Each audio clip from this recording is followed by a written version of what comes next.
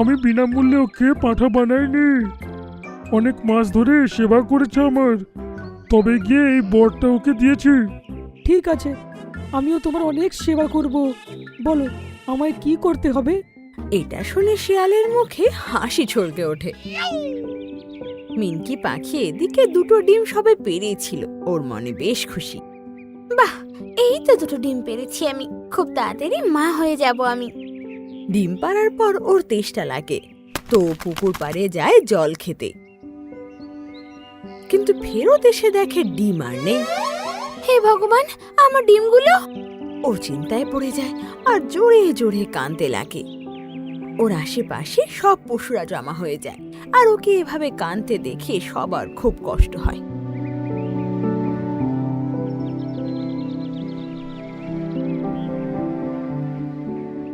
পরের দিন কালো ভাল্লুক নিজের গুহায় বসেছিল।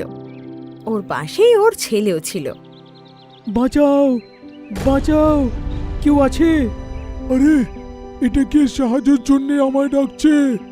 আওয়াজ শুনে ও দৌড়ে যায়, কিন্তু অনেকক্ষণ দৌড়ানোর পরেও ও কাউকে খুঁজে পায় না। কে জানে কে চেঁচাচ্ছিল?